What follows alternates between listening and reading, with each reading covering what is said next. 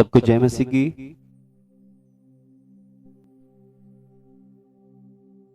सीखा था हमने अच्छी तरह, वो कैसे? अभिनेता की तरह। अगर हम भी वैसा जीवन तो नहीं जी रहे, यहां पर आए कुछ, घर पे गए तो कुछ और। अगर ऐसा जिएंगे तो कोई फायदा नहीं है। आप प्रभु से कुछ भी प्राप्त नहीं कर पाओगे, आप अपना समय खराब कर रहे हैं।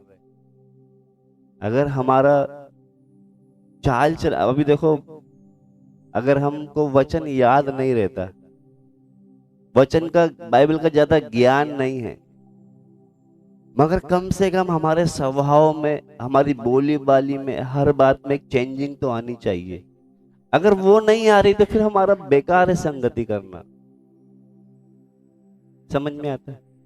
अब देखना, हम जितने भी आते हैं, प्रभु की आराधना करने आते हैं, उसकी स्तुति, उसकी महिमा करने आते हैं। जब हम देखते हैं कि केन और हाबिल जब परमेश्वर की उपस्थिति में गए भेंट लेकर, किसकी स्वीकार हुई?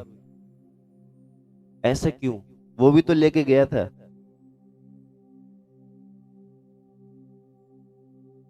नहीं है? नहीं,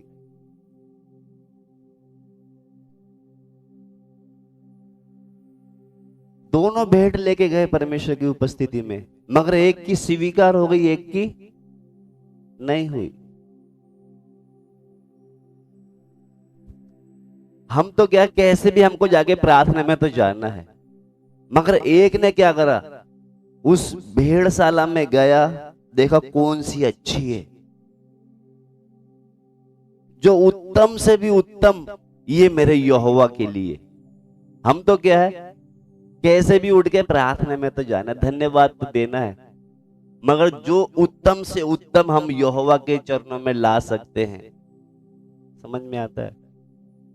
एक तो ये कि हम सब आ गए आराधना करने, वचन सुनने, मगर एक कौन आया है जो सच्चे हृदय से आया है, जो पवित्र हाथ उठाकर उसको धन्यवाद देता है। होठ से भी क्या है, धन्यवाद। इस होठ में भी कोई कपट या छल या कोई ऐसी चीज नहीं जिससे वो स्वीकार ना कर सके। हमारी आराधना भी ऐसी होनी चाहिए, जो आराधना जो हम उसको प्रसन्न कर सके, उसको भा सके, वो आराधना। नहीं तो हम आलस के मारे, नींद में मन मार के आ गए, ऐसी आराधना स्वीकार नहीं करता वो। इसीलिए दोनों भाई गए थे, मगर एक की स्वीकार हुई, एक की नहीं हुई। तो हम भी उसी तरह अपने बलिदान चढ़ाए जो उसको प्रसन्न हो सके। वो स्वीकार, अगर हम आराधना कर रहे हैं, उसको स्वीकार ना हो रही, क्या फायदा है? समझ में आता है? उसी तरह एक वचन पढ़े हम, पहला यूहन्ना उसका 2:6 पढ़े। जो अपने आप को मसीह कहता है, जो कोई यह कहता है कि मैं उसमें बना रहता हूँ। अब बहुत से कहता है कि मैं उसमें क्या है, बना रहता हूं, मैं संगति भी करता हूँ, वचन भी पढ़ता हूँ, आराधना भी करता हूँ। जो कहता है मैं उसमें बना रहता हूँ, उसे चाहिए कि आप भी वैसा ही चले जैसा वह चलता था। समझ में आया कुछ? सब निकाल ले एक बार। आज बहुत से लोग बोलते हैं हम मसीह लोग हैं। क्या वो हम कौन है? मसीह हैं हम। हमारे बोलने से कोई फर्क नहीं पड़ता। वचन क्या कहता है, एक बार फिर से पढ़े, ध्यान से सुनना। जो कोई यह कहता है कि मैं उसमें बना रहता हूँ। जो ये कहता है कि मैं उसमें बना रहता हूं। आप बहुत से बोलते हैं ना, हम हर संडे जाते हैं, घर पे भी करते हैं प्रार्थना, वचन भी पढ़ते, सब कुछ करते हैं। बहुत से बोलते हैं हम उसमें बने रहते हैं। आगे, उसे चाहिए कि आप भी वैसा ही चले। अगर आप उसमें बने हैं तो आपको क्या चाहिए कि आप भी वैसे ही चले जैसा वह चलता था। जैसे वे, अगर जैसा वो चलता था वैसे ही आप भी चलो, तभी आप उसमें बने हुए हैं। नहीं तो आप उसमें बने हुए, समझ में आ रहा है कुछ? हम कितनी बार बोलते हैं कि कि हम तो भैया 3 बार प्रार्थना करते हैं। जब तक वचन नहीं पढ़ते हम कहीं काम पर नहीं जाते या सोते नहीं, जब तक उसकी आराधना प्रार्थना नहीं करते। आप कितना भी कर लो, मगर जैसे वो चलता था आप नहीं चल रहे, आप उसमें बने हुए नहीं हैं। आप अपने आप को क्या कर रहे हो? धोखा दे रहे हैं। आप चाहे रात दिन प्रार्थना कर रहे हैं, जैसे यीशु चलता था आप नहीं चल रहे, आपकी प्रार्थना स्वीकार नहीं होगी, जैसे कैन की नहीं हुई। समझ में आ रहा आपको? अगर स्वीकार होना तो कैसे? बड़े आप भी वैसा चले जैसे वो चलता था, यानी कि हम भी कैसे चले जैसे हमारा यीशु चलता था, हमें भी वैसे ही चलना है। तभी हम बोल सकते हैं कि हम उसमें बने हुए हैं। नहीं तो हम उसमें बने हुए नहीं, हम गलत फहमी में हैं। समझ में आ रहा है आपको? अगर हम कितनी भी दुआ कर रहे हैं, अगर जैसा वो यीशु चलता था हम नहीं चल रहे, हम उसमें हम गलत फहमी में हैं। इसमें हम यीशु कैसे चला आपको मालूम है? कैसे चला यीशु? अगर जैसे वो चलता था हम भी वैसे ही चलते हैं। हमें वचन याद नहीं है, जैसे वो चलता था, दूसरों पर दया करता था, हम भी दया कर रहे हैं। दूसरों को माफ करता था, हम भी माफ कर रहे, हम उसमें बने हुए हैं। अगर हम ये स्वभाव हमारे अंदर नहीं, चाहे कितनी भी दुआ कर लो आप उसमें बने हुए नहीं है। उसका एक स्वभाव था दूसरों को माफ करना। अगर वो स्वभाव हम में नहीं है, हम गलत जगह चल रहे हैं कहीं, ऐसा तो नहीं है कहीं। इसलिए हम प्रभु से प्रार्थना करें,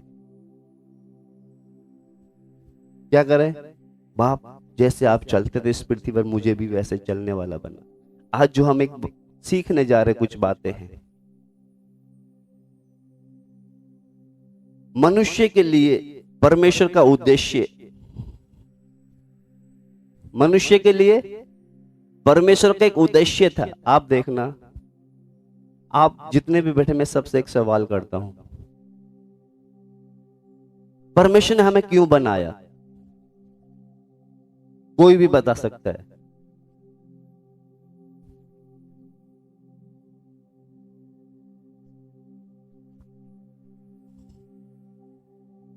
थोड़ा सोच समझ के बोलना, और जैसा भी आपको लगता है बोलो। आप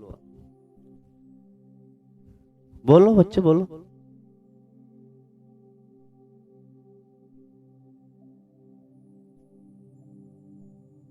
अच्छा, और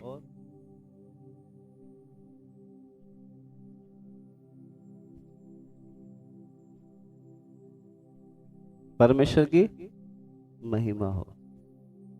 इधर भाई लोग भी बोले, उधर देखो बहन लोग तो बोल रहे, कितना अच्छा अच्छा बोल रहे।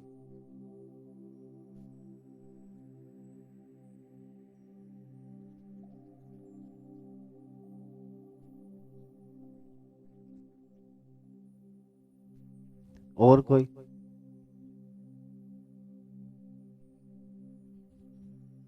सब ठीक जा रहे हैं, मगर और कुछ? परमेश्वर को कुछ सेवक की जरूरत थी कि हम सेवा करते हैं, हम सोचते कि हम सेवा कर रहे हैं। क्या था परमेश्वर का? मनुष्य के लिए परमेश्वर का एक उद्देश्य था।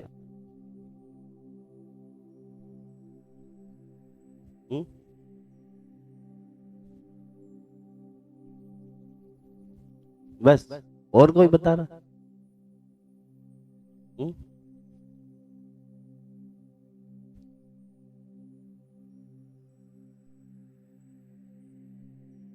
क्योंकि उसको ना तो कोई सेवक की जरूरत थी, उधर करोड़ों स्वर्गदूत है उसकी सेवा करने के लिए। जब हम अदन की वाटिका में देखते हैं, जब परमेश्वर ने आदम को बनाया, क्या बोला सबसे पहले? उनका क्या शब्द था? सबसे पहले शब्द क्या था जब बनाया समय? आओ हम मनुष्य को अपने स्वरूप और समानता में बनाए। स्वरूप और समानता, यही उसका उद्देश्य है कि हम मनुष्य उसके स्वरूप और समानता में बने रहे। मगर अदन की वाटिका में वो बना ना रहा। यही है उसका मेन। हम उसके स्वरूप और समानता का मतलब, जैसे उसके 2 हाथ है, हमारे भी 2 हाथ हो गए। जैसे उसकी 2 आंख है, हमारी भी 2 आंख है। यही है स्वरूप समानता। हमारे भी 2, हमारी इतना ऊंचा होगा परमेश्वर भी। कितना होगा? हमसे थोड़ा बड़ा होगा, या तो मुझसे थोड़ा मोटा होगा ना। कैसे है परमेश्वर? परमेश्वर कैसे है? निष्कलंक, पवित्र, क्योंकि जैसा हमारा परमेश्वर था उसी तरह आदम को बनाया था, निष्कलंक बनाया था उसको। उसके अंदर कोई पाप नहीं थी, कोई जलन नहीं थी, कोई कपट नहीं था, कुछ भेदभाव, कुछ ऐसा नहीं था उसके अंदर। तो परमेश्वर का यह है कि हम भी, हमारा भी स्वभाव उसकी तरह हो, जैसे हमारा परमेश्वर का स्वभाव है। यही है। तो इधर जब हम पढ़ते समय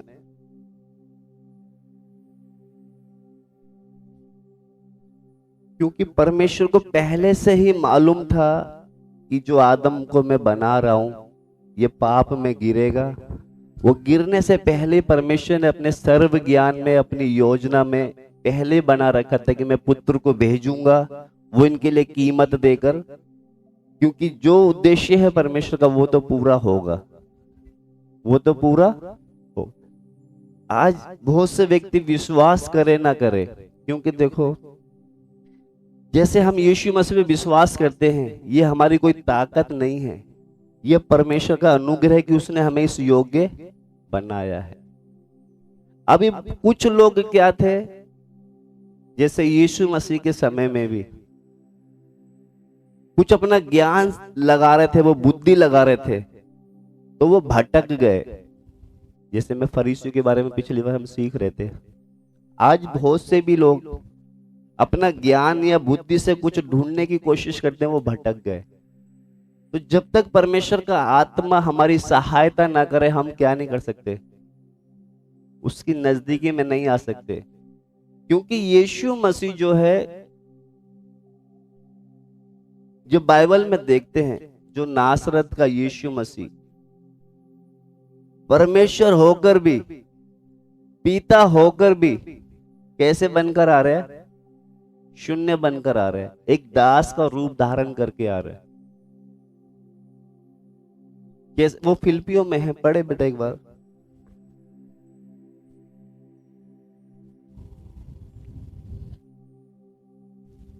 फिलिपियों 2 का 5 से लेके 7 तक पढ़े। जैसा मसीह यीशु का स्वभाव था वैसा ही तुम्हारा भी स्वभाव हो। अब इधर हम रुक कर देखें, यहाँ पे वचन क्या कहता है?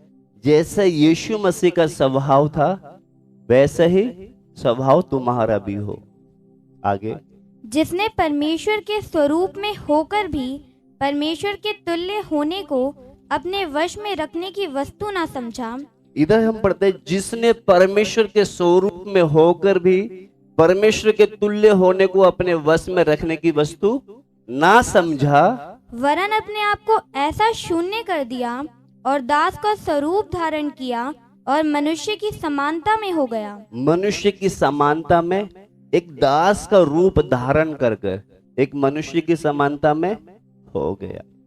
यानी कि पिता जो होकर, परमेश्वर होकर एक दास का रूप धारण कर लिया। तो जो आज हम जो सीखने जा रहे हैं, जैसे हमने शुरू में पढ़ा, जैसे यीशु का स्वभाव वैसा स्वभाव तुम्हारा भी हो। अगर उस स्वभाव में हम नहीं आ रहे, हम फिर बेकार है। हम नहीं बोल सकते कि हम उसमें बने हुए हैं।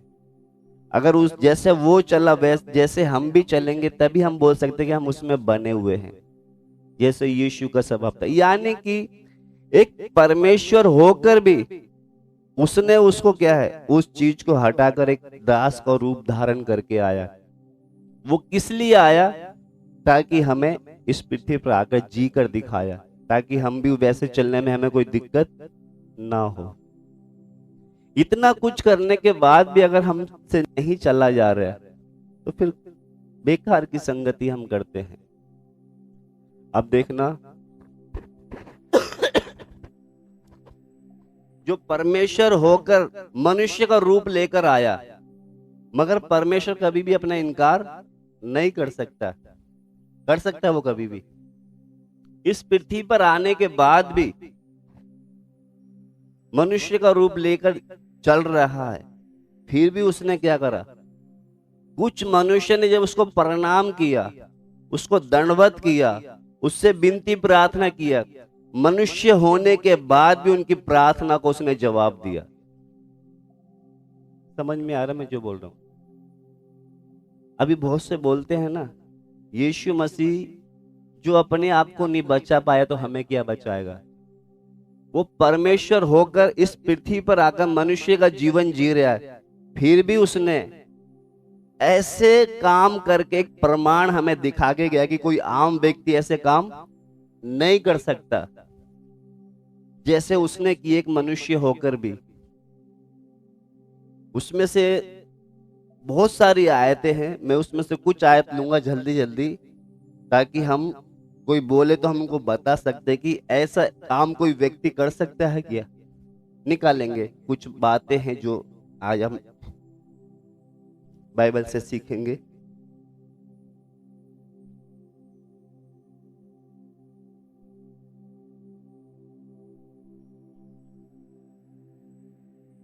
क्योंकि परमेश्वर कभी भी परमेश्वर होना छोड़ नहीं सकता। चाहे वो मनुष्य का रूप में आया, फिर भी उस समय भी वो कौन था?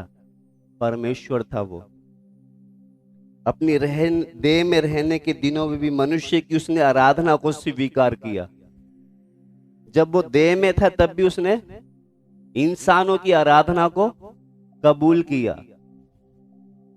निकालेंगे बेटा, वचन पढ़ेंगे। मत्ती 8 उसका 2 पढ़े।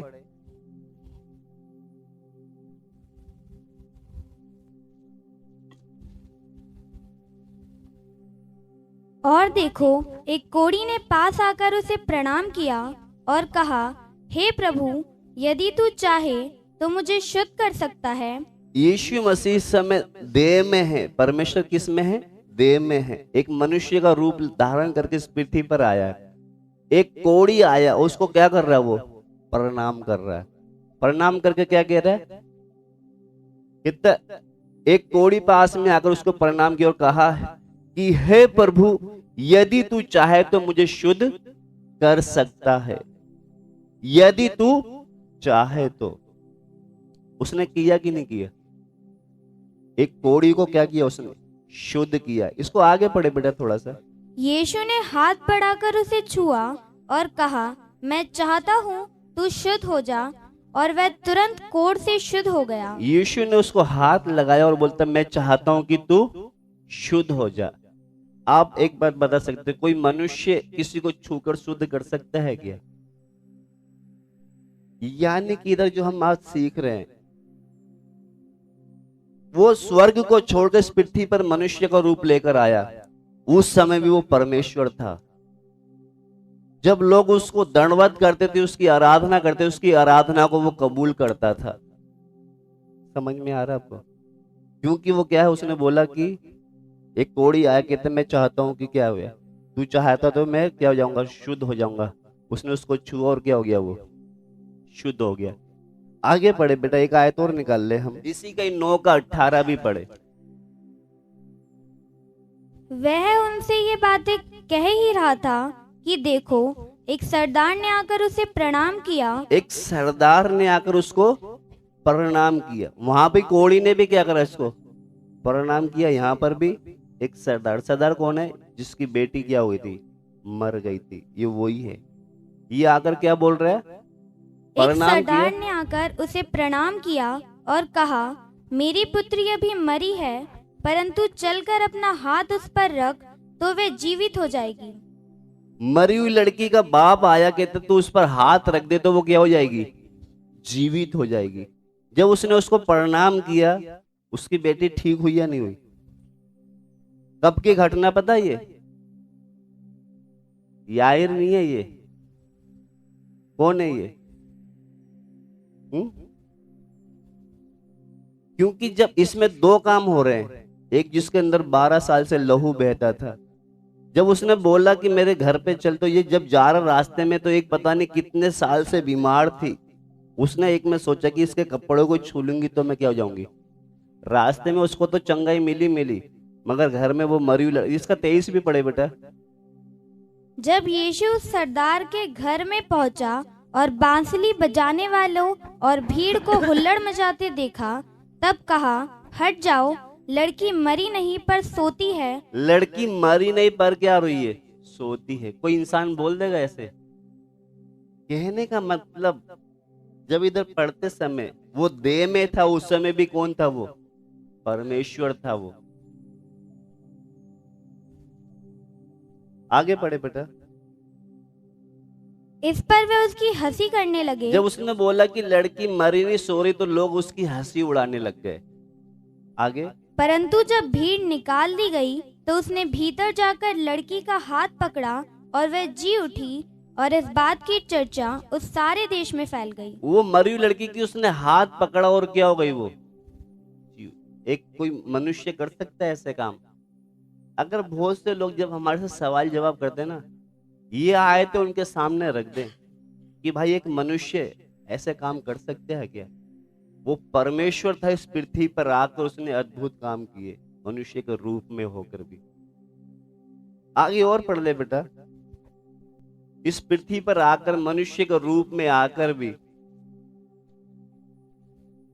इस पर उन्होंने मनुष्य की आराधना को उसने स्वीकार किया था। हम जो पढ़ रहे क्या है, वो इधर पृथ्वी पर आकर मनुष्य था, फिर भी उसने क्या करा? मनुष्य का रूप में आकर भी लोगों की आराधना को क्या करा उसने? क्योंकि जितने भी हमने पढ़े सब क्या ये प्रणाम कर रहे। कोड़ी ने भी प्रणाम किया पहले, जिस सरदार आया इसने भी किया। आगे अब पढ़ेंगे हम 14 का 33। इस पर उन्होंने जो नाव पर थे उसे दंडवत करके कहा, सचमुच तू परमेश्वर का पुत्र है। ये ऐसा क्यों बोल रहे कि तू सचमुच परमेश्वर का पुत्र है? क्योंकि यहाँ पर इसने एक तूफान को डांट कर रोक दिया। कोई इंसान तूफान को डांट सकता है क्या? क्योंकि ये चेले जब नाव पर बैठे होते, नाव क्या हो रही है? तूफान आ रहा है बहुत तेज। इसने क्या करा? शांत हो जा। तो क्या बोल रहे? इस पर जो नाव पर थे उन्होंने उसको क्या करा? दंडवत करके कहा कि तू सचमुच में परमेश्वर का पुत्र है। इसी का 15 का 25 भी निकाले। पर वह आई और यीशु को प्रणाम करके कहने लगी, हे प्रभु मेरी सहायता कर। ये वो घटना है जब एक माँ अपनी बेटी के लिए आई थी जिसके अंदर दुष्ट आत्मा थी। उसने बोला था मैं अपने बच्चों की रोटी कुत्तों के आगे। यहाँ पर भी जब उसने माँ को बोला इस तरीके से, तो उस तरीके को जब जवाब दिया कि प्रभु कुत्ते भी तो क्या है, अपने स्वामी की मेज की चूड़-चार खा लेते हैं। तो ये वो घटना है। वे आई और उससे प्रणाम कर कहने लगी, हे प्रभु मेरी सहायता मेरी कर। सहायता। क्योंकि उसकी बेटी के अंदर दुष्ट आत्मा थी, तो उसकी बेटी के अंदर से उसने क्या करी? दुष्ट आत्मा को निकाला। और एक आयत पढ़ ले रहे, 20 का 20 भी निकालें।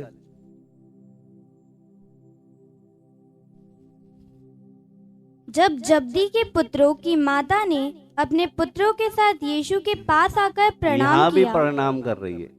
ये आकर बोलती है कि दो उसके बच्चे थे, कहते एक जब तू स्वर्ग में जाए पिता से बोलना, एक दाएं और एक बाएं। वहां पर वो बोलता है कि ये भी, कहता ये मेरे हाथ में नहीं है। वो किसके हाथ में है? पिता के हाथ में है। यानी कि इतना सारा अधिकार होने के बाद भी, अभी 2-3 और आए थे, फिर हम एक साथ क्लियर करके हम आगे जाएंगे। और पढ़ ले बेटा, मरकुस 5 का 6।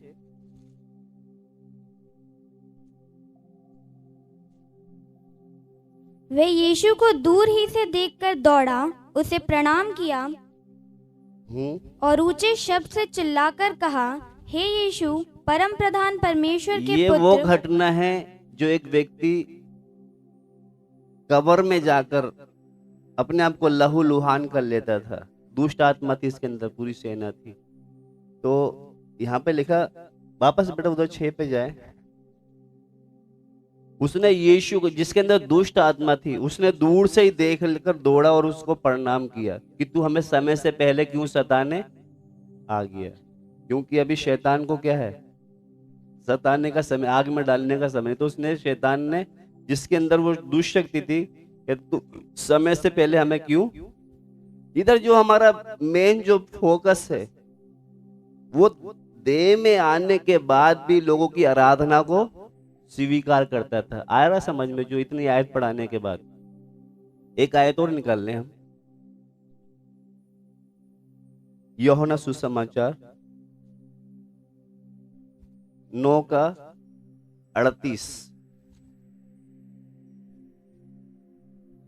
उसने कहा, हे प्रभु, मैं विश्वास करता हूँ, और उसे दंडवत किया।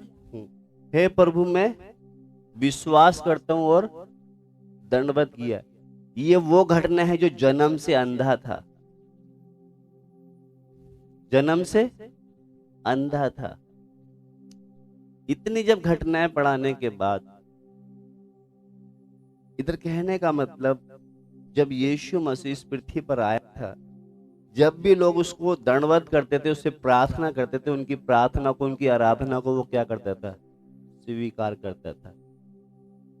अब अगर कोई हमसे बोले कि वो यीशु तो मनुष्य था, उसके अंदर क्या थी, उनसे बोलो कि भाई एक मनुष्य ऐसे काम कोई कर सकता है क्या, जो इतने काम हमने पढ़वाए हैं? मरे को जिंदा कर सकता है, तूफान को रोक थाम सकता है, या मरे को जिंदा और दुष्ट आत्माओं को निकालना, ये अलग अलग जो घटनाएं हैं, इससे हम क्या देखते हैं। एक दो आयत और पढ़वाऊंगा, क्योंकि वो परमेश्वर था, इसलिए वो आराधना को स्वीकार, एक मनुष्य आराधना स्वीकार नहीं कर सकता कोई। निकाल लेंगे बेटा, एक आयत और पढ़ ले। ये था यीशु मसीह के बारे में। अभी एक आयत और पढ़ ले हम। अब जो है, ना तो स्वर्गदूत ना और ना परमेश्वर का भय मानने वाले लोग आराधना ग्रहण कर सकते हैं, जब करते हैं तो किसी की। तो वो निकाल ले बेटा, दो आयत पढ़वाऊंगा मैं। एक प्रकाशित वाक्य 22:8 और 9 पढ़ेंगे हम। मैं वही यूहन्ना हूँ जो ये बातें सुनता और देखता था। जब मैंने सुना और देखा, तो जो स्वर्गदूत मुझे ये बातें दिखाता था, मैं उसके पाँव पर दंडवत करने के लिए गिर पड़ा। हाँ, पर उसने मुझसे कहा, देख, ऐसा मत कर, क्योंकि मैं तेरा और तेरे भाई भविष्यद्वक्ताओं और इस पुस्तक की बातों के मानने वालों का संगी दास हूँ। परमेश्वर ही को क्योंकि ये दंडवत। स्वर्गदूत तो क्या है, हम लोगों के क्या है, वो सेवक है स्वर्गदूत। तो जब यूहन्ना ने उसको देखा, तो उसको दंडवत करने के लिए, स्वर्गदूत को दंडवत करने के लिए गया। तो कहता, मुझे दंडवत मत कर। दंडवत किसको कर? उसी को कर। यहाँ पे लिखा ना, इधर दोबारा से पढ़े बेटा। पर उसने मुझसे कहा, देख, ऐसा मत कर, क्योंकि मैं तेरा और तेरे भाई भविष्यद्वक्ताओं मैं तेरा और तेरे भाई भविष्यवक्ताओं का और इस पुस्तक की बातों के मानने वालों का संगी जो दास हूँ। इस पुस्तक की बात के मानने वालों का संगी दास। यानी कि स्वर्गदूत भी क्या इस पुस्तक को मानने वालों का दास है। तो यूहन्ना उसको दंडवत कर रहा है, वो उसको दंडवत स्वीकार उसका नहीं कर रहा। वो कहता किसको कर? परमेश्वर को कर। अब जब यीशु मसीह को करते थे, वो क्या करता था? स्वीकार करता था, क्योंकि वो उसके लायक था। इधर स्वर्गदूत को कर रहे, तो वो क्या कर रहा है? मना कर रहा है, कह रहा भैया मैं इस लायक नहीं हूं, उसको कर। एक और पढ़ेंगे, प्रेरितों के काम 10:25 और 26। जब पतरस भीतर आ रहा था, तो कुरनेलियुस ने उससे भेंट की और उसके पांव पर गिरकर उसे प्रणाम किया। परंतु पतरस ने उसे उठाकर कहा, खड़ा हो, मैं भी तो मनुष्य हूँ। इधर लिखा है, ऊपर से पढ़े बेटा। हाँ, यहाँ पतरस जब भीतर आ रहा, हाँ पढ़े। जब पतरस भीतर आ रहा था, तो कुरनेलियुस ने उससे भेंट की और उसके पांव पर गिरकर उसे प्रणाम किया। हाँ, परंतु पतरस ने उसे उठाकर कहा, खड़ा हो, मैं भी तो मनुष्य हूँ। ये कुरनेलियुस वो है जो अन्य जाति था। इसने एक दर्शन देखा था, तो और पवित्र आत्मा ने बोला कि याफा में जा जो प्रभु का दास पतरस है उसको बुला, तो इन्होंने बुलाया, ये घर पे चटाई बिछा के बैठे हुए थे। जब पतरस आया वो क्या करने लगे कि ये परमेश्वर का सेवक है, तो उसको क्या कर रहे, वो दंडवत करने के लिए गिरे। परंतु पतरस ने उसे उठाकर कहा, खड़ा हो, मैं भी तो मनुष्य हूँ। मैं भी तो मनुष्य हूँ। आगे, और उसके साथ बातचीत करता हुआ भीतर गया और बहुत से लोगों को इकट्ठे ये देखकर 2 आयत पढ़ाने का मेरा मतलब, ना तो स्वर्गदूत हमारी आराधना स्वीकार करते हैं, ना यहोवा का जो भय मानने वाले सेवक है वो भी नहीं करेंगे। सिर्फ कौन स्वीकार करता है? क्योंकि आराधना के लायक उसके योग्य वो ही है। तो यहाँ पर इस पृथ्वी पर रहने के बाद भी उसने क्या करा, जो अद्भुत काम किए उनको देखकर हम देख सकते कि यही क्या है, वो परमेश्वर होकर भी मनुष्य था, फिर भी वो क्या है, परमेश्वर की उसके अंदर सारी खूबियां दिख रही थी। तो इधर जब हम पढ़ते समय आज जो उसका जो हम पढ़ते हैं, मनुष्य का जो परमेश्वर के प्रति जो उद्देश्य है, यानी कि वो परमेश्वर होकर भी इतना छोटा बनकर आ गया, यहां तक कि दास का रूप भी धारण कर लिया। मगर हम इतना परमेश्वर छोटा भी हो गया, मगर हम छोटे नहीं होते, हम छोटे नहीं होते। जो फिलिपियों में पढ़ा हमने, उसने क्या करा, परमेश्वर होकर भी क्या है, एक दास का रूप धारण कर लिया।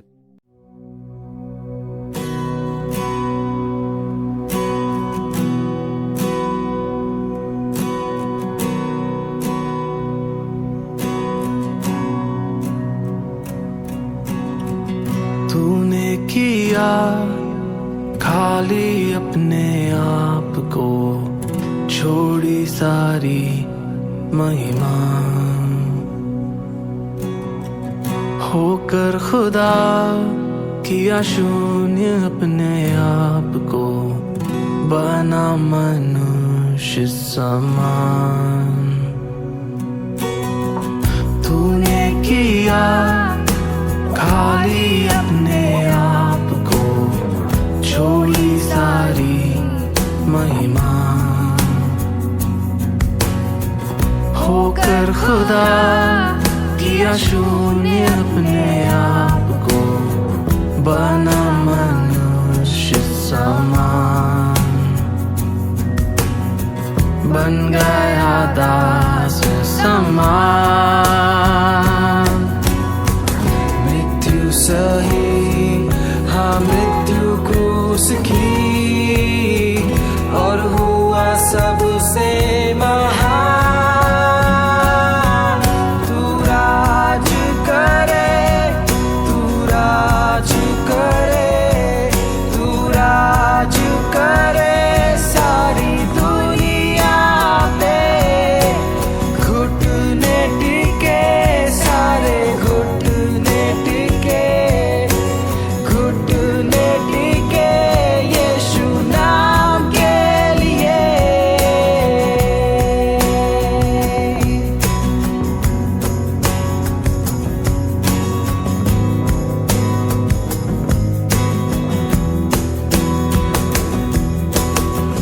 आसमानों में है स्थिर तेरा सिंहासन, पराक्रमी खुदा,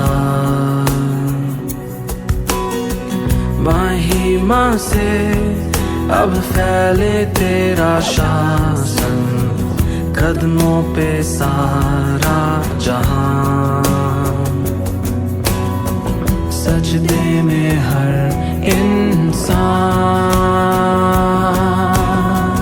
वध जो हुआ निर्दोष मेमना, तेरा है सारा अधिकार।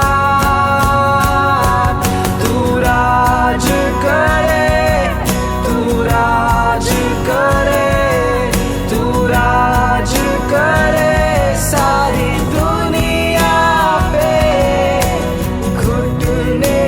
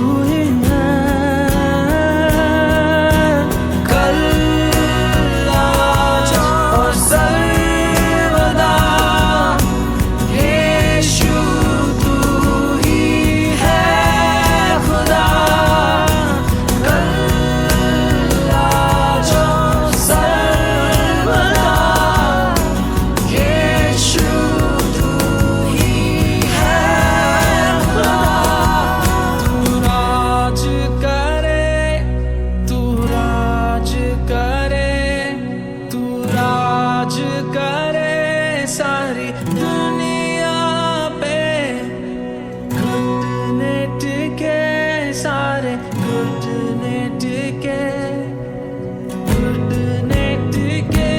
यीशु नाम के लिए तू राज करे तू राज करे तू राज करे सारी दुनिया पे घुटने टिके सारे घुटने टिके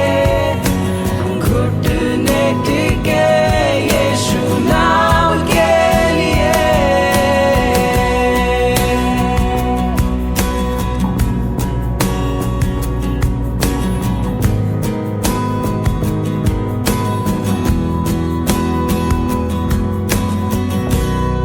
यानी कि उसने छोटा होकर भी सब कुछ जीत लिया। छोटा होकर भी क्या करा? सब कुछ जीत लिया। तो इसीलिए वो बोलता है कि क्या हम उसके स्वभाव में आ जाए। समझ में आ रहा है क्या? नहीं आ रहा है? अगर हम बड़े होंगे तो आप देख लेना, लूसीफर कितना ऊंचा स्थान दिया था उसको, घमंड के कारण कहाँ नीचे आ गया। इसीलिए वो बार बार बोलता है कि जो परमेश्वर होने के बाद भी उसने दास का रूप धारण कर लिया, एक दास बनकर सब पर जय पा लिया। अभी छोटा बनने में फायदा है या नुकसान है? इधर हम पढ़ते हैं, पढ़े बेटा 7-6 मिला के पढ़ेंगे, फिलिप्पियों 2 का पढ़े। जिसने परमेश्वर के स्वरूप में होकर भी परमेश्वर के तुल्य होने को अपने वश में रखने की वस्तु ना समझा, वरन अपने आप को ऐसा शून्य कर दिया और दास का स्वरूप धारण किया और मनुष्य की समानता में हो गया। मनुष्य की समानता में हो गया। मनुष्य की समानता में हो तो गया, मगर फिर भी वही सामर्थ थी, वही ताकत थी। मनुष्य के होने के बाद भी इस पृथ्वी पर मुर्दों को जिंदा कर रहा है, कोड़ियों को चंगा कर रहा है, दुष्ट आत्माओं को निकाल रहा है। अगर हमारे अंदर सामर्थ है, हम चाहे कितने भी छोटे हो जाएं, वो सामर्थ पे कम नहीं होगी। हम तो सोचते झुक जाएंगे तो कहीं हमारी बेइज्जती ना हो जाए, छोटे हो जाए तो कुछ ना हो जाए। वो इतना बड़ा होकर भी, इतना पृथ्वी पर आने के बाद भी उसने हिला दिया सबको, तूफानों को शांत कर दिया, मगर हम छोटा होना नहीं चाहते। अब देखना, परमेश्वर ने हमें पवित्र आत्मा दिया है। क्या दिया? पवित्र आत्मा दिया, पापों से छुड़ाया। और क्या क्या किया है? हमारे पापों की क्षमा करी, हमें पवित्र आत्मा का भरपूरी हमें दिया है। और परमेश्वर की कृपा, ये सारे जो काम है वो किस लिए है? ताकि हम उसके स्वरूप, उसकी समानता में आ जाए।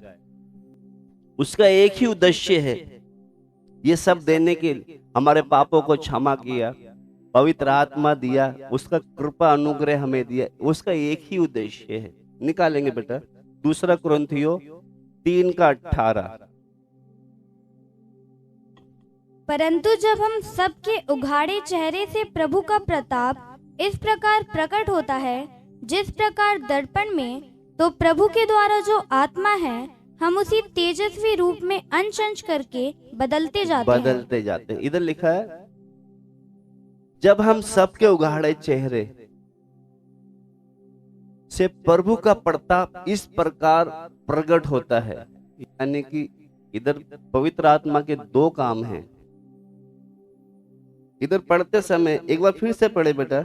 परंतु जब हम सबके उघाड़े चेहरे से, यानी कि हम सबके खुले चेहरे मान लो। हाँ, परंतु जब हम सबके उघाड़े चेहरे से प्रभु का प्रताप इस प्रकार प्रकट होता है, यानी कि ये हमारे चेहरे से प्रभु का एक प्रताप, जैसे हम दर्पण में शीशे में देखते हैं ना, तो प्रभु का प्रताप यानी कि प्रकाश हमारे उघाड़े चेहरे पे क्या दिखना चाहिए।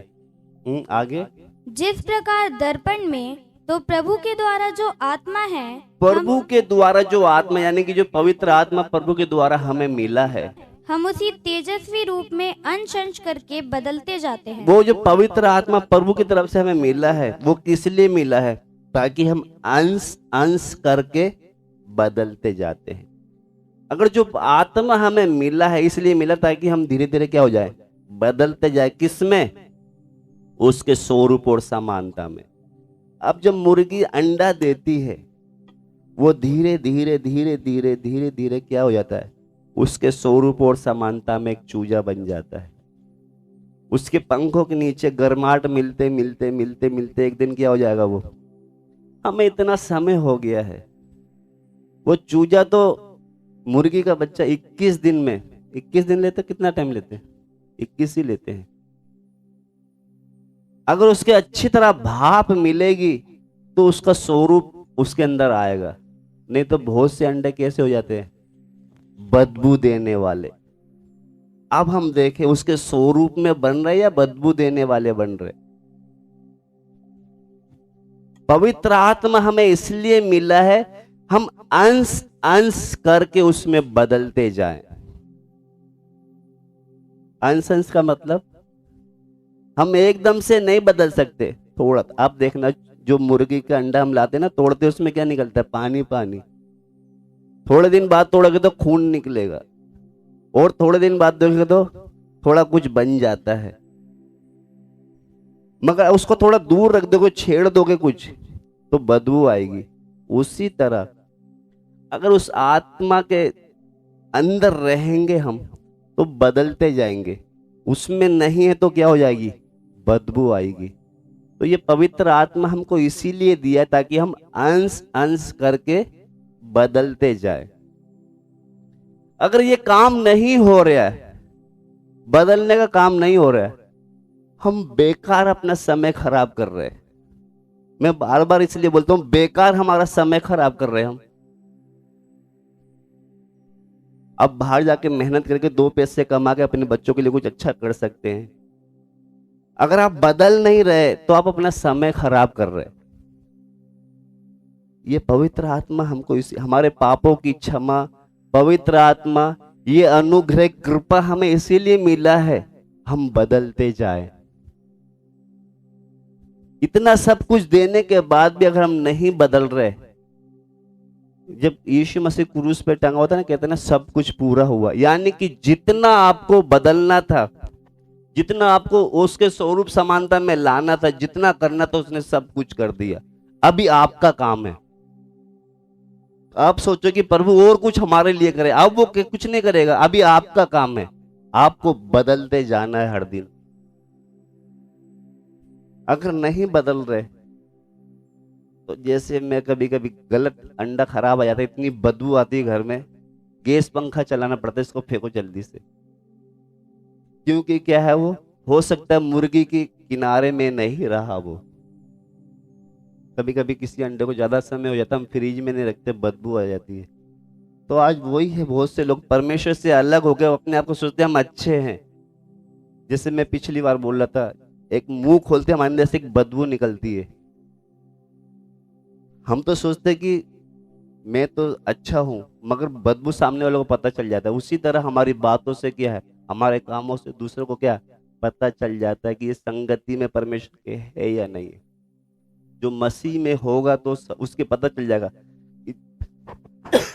जैसे मसीह चलता था वैसे एक व्यक्ति वो भी चलेगा, जो सही मसीह होगा। तो आइए हम प्रभु से प्रार्थना करें। अगर हम अंश अंश करके नहीं बदल रहे, हमारा संगति चाल चलन सब व्यर्थ है। हम इधर कोई आपको चंगाई या आशीष का या और दूसरा प्रोग्राम नहीं है। परमेश्वर का एक ही प्रोग्राम है कि जैसे मैंने मनुष्य को बनाया था अपने स्वरूप और समानता में, आज वो मनुष्य से उसका एक ही उद्देश्य है कि इनके अंदर मेरा स्वरूप और समानता है। अब हम अपने आप को थोड़ा जांच कर देखें, या मेरे अंदर मेरे यीशु का स्वभाव आ रहा है। यही असली आशीष। आम के पेड़ में से आम ही निकलेगा, उस बीज में से।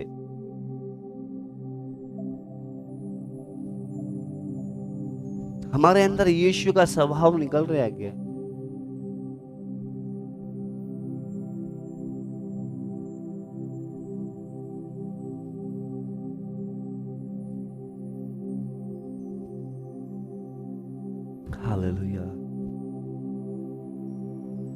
क्योंकि जो परमेश्वर से प्रेम करते हैं उनके लिए सब बातें मिलकर भलाई को उत्पन्न करेगी। चाहे बीमारी आए, दुख आए, कष्ट आए, परेशानी आए, निंदा आए, बदनामी आए, कुछ भी आए, मेरे अंदर से मेरे यीशु का स्वभाव, उसकी झलक ही नजर आएगी।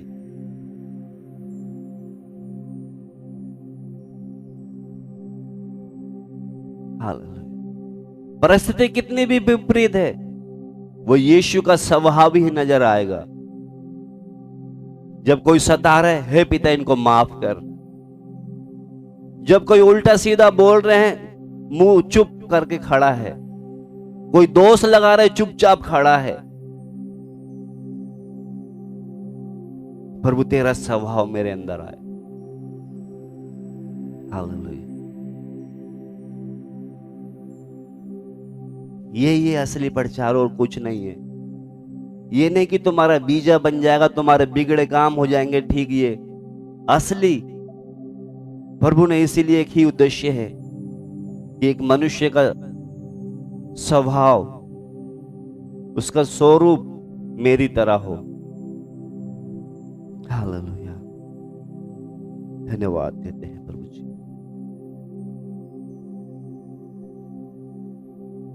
हमारे जीवन में हर एक घटना, हर एक कोई भी हालात परमेश्वर के लिए यही उद्देश्य होता कि हम उसमें ढलते जाए। हमें थोड़ा थोड़ा करके मसीह का स्वरूप बदलता जाए हमारे अंदर। वो पवित्र आत्मा उसने हमें इसीलिए दिया है कि हम अंश अंश करके बदलते जाएं हर दिन। हालेलुया। वो रोमियो 8 का 28 और 29 पढ़ के हम प्रार्थना करें। और हम जानते हैं कि जो लोग परमेश्वर से प्रेम रखते हैं उनके लिए सब बातें मिलकर भलाई ही को उत्पन्न करती है। जो लोग परमेश्वर से प्रेम रखते हैं, सब के बारे में नहीं लिखा है, क्योंकि जो परमेश्वर से प्रेम नहीं करता उसको किसी ने कुछ बोल दिया, वो उदास होके बैठ जाएगा। किसी को कुछ बोल दिया, निराश होके बैठ जाएगा। मगर इधर लिखा है, जो लोग परमेश्वर से प्रेम रखते हैं उनके लिए सब बातें मिलकर भलाई को उत्पन्न करती है। अगर हमारे अंदर प्रभु से हम प्रेम करते हैं, लोग हमें सता रहे हैं, लोग हमें कुछ भी कह रहे हैं, हमारे लिए हर बात भलाई उत्पन्न करेगी। आगे पढ़े बेटा। अर्थात उन्हीं के लिए जो उसकी इच्छा के अनुसार बुलाए हुए हैं। और ये हर एक बात भलाई उसके अंदर जब भी उत्पन्न करेगी जो उसकी इच्छा के अनुसार बुलाए हैं। अगर हम परमेश्वर की इच्छा के अनुसार बुलाए तो हमारे लिए है ना, हर चीज एक भलाई में बदलती जाएगी।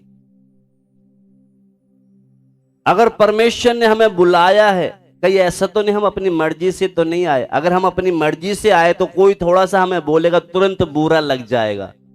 अगर उसकी इच्छा के अनुसार हम आए हैं, उसने बुलाया है, तो हमारे लिए हर बातें भलाई को उत्पन्न करेगी। आगे।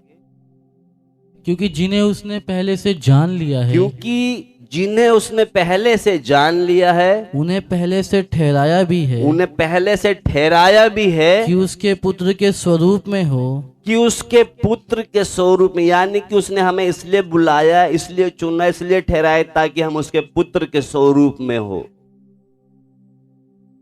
किसके स्वरूप में हो? हमारे यीशु मसीह के स्वरूप में हो हम। आइए हम प्रभु से प्रार्थना करेंगे, प्रभु तेरे स्वरूप में मुझे आने के लिए मेरी सहायता कर। आज बहुत से लोग हीरो हीरोइनी की तरह बनने में लगे हैं।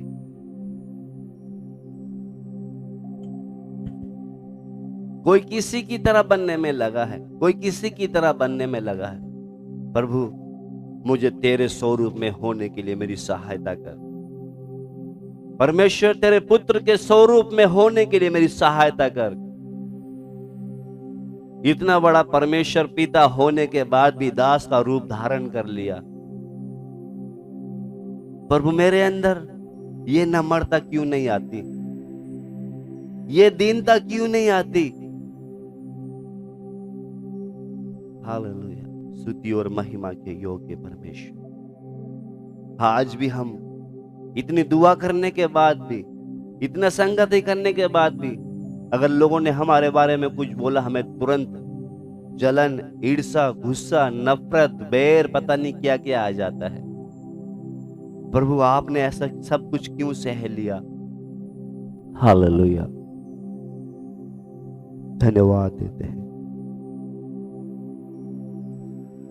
मनुष्य के लिए परमेश्वर का उद्देश्य यही है कि तुम मेरे स्वरूप और समानता में बदलते जाओ।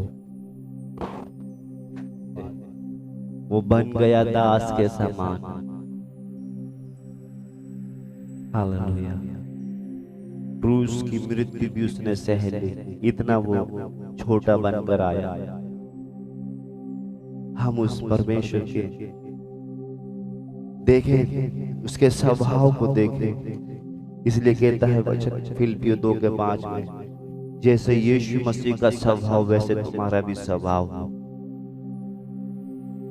इतनी ऊंची पदवी में रहने वाला एक दीन, नम्र, एक दास का रूप धारण करके आया है। यह सच है कि हमसे नहीं हो सकता था छोटा बनना, इसीलिए उसने उसकी आत्मा हमें दिया है ताकि हम अंश अंश करके बदलते जाए। अगर उसकी सहायता में भी नहीं बदल रहे अभी, फिर और कुछ नहीं हो सकता। इसलिए हम प्रभु से प्रार्थना करें, प्रभु तेरा स्वभाव मेरे अंदर आए। हालेलुया, स्तुति करते हैं। आइए प्रभु के दास प्रार्थना करेंगे। यही उसका असली उद्देश्य है कि हम हर दिन बदलते जाएं। जैसे हमारा यीशु चलता था हम भी वैसे ही चले। अगर जो बोलता है मैं उसमें बना रहता हूं और जैसे यीशु चला वैसे नहीं चलते तो हम झूठे हैं। बेशक हमें वचन का ज्ञान नहीं है, कौन सी आयत कहां पर लिखी है मालूम नहीं है, मगर इतना मालूम है कि मेरे यीशु ने इस पृथ्वी पर कैसे जीवन बिताया है, मुझे भी उसी की तरह जीना है। धन्यवाद देते हैं मनुष्य के प्रति जो परमेश्वर का उद्देश्य यही है। जब अदन की वाटिका में आदम को बनाते समय कहते आओ हम मनुष्य को अपने स्वरूप और समानता में बनाए। उसका एक ही उद्देश्य है कि हम इस पृथ्वी पर परमेश्वर का स्वरूप और समानता में लोगों को जी कर दिखाएं। क्योंकि वो परमेश्वर होने के बाद भी इस पृथ्वी पर आकर जिसने कोढ़ियों को चंगा किया, जिसने अंधों को आंखें दी, जिसने तूफानों को शांत किया, वो भी एक नम्र और दीन बनकर इधर जीकर हमें दिखाया। हमारे पास कोई भी सामर्थ नहीं होने के बाद भी इतना घमंडी हैं हम, इतने कठोर हैं, इतने ईर्ष्या और जलन भरी हुई हमारे अंदर कुछ ना होने के बाद भी हमारा परमेश्वर, महान परमेश्वर होने के बाद भी एक दास का रूप धारण करके इस पृथ्वी पर आया। इसलिए हमें हमारे प्रभु से कितना कुछ सीखना है। प्रभु मुझे भी एक नम्र और दीन होकर प्रभु इस पृथ्वी पर चलने के लिए तेरी आत्मा मेरी सहायता करे। और उस प्रभु को हम धन्यवाद दें जिसने अपना आत्मा हमारे अंदर डाला है ताकि हम हर दिन अंश अंश करके उसके स्वरूप में बदलते जाए। धन्यवाद देते हैं बाप, आज की संगति के लिए धन्यवाद, तूने हमसे बातें किया। प्रभु हम देखे तो अगर अभी तक हमें कितना बदल जाना था। प्रभु जब हम मुर्गी से देखते हैं कि अब जब वो अंडा देती है अपने पंखों में कुछ ही समय के बाद उसी की स्वरूप और समानता में एक बच्चा निकलता है। हमको इतना समय हो गया प्रभु आपके साथ संगति करते करते, अभी तक प्रभु हमारे अंदर वही जंगली स्वभाव। बाप तेरा स्वरूप हम में आने के लिए तेरी आत्मा हमारी एक बार फिर से सहायता करे। धन्यवाद हो आपने हमारी प्रार्थना को सुना। आइए हम प्रार्थना। अब पिता का प्रेम, प्रभु यीशु मसीह का अनुग्रह और पवित्र आत्मा की सहभागिता हम सब के साथ प्रभु यीशु मसीह के आगमन तक होती ही रहे।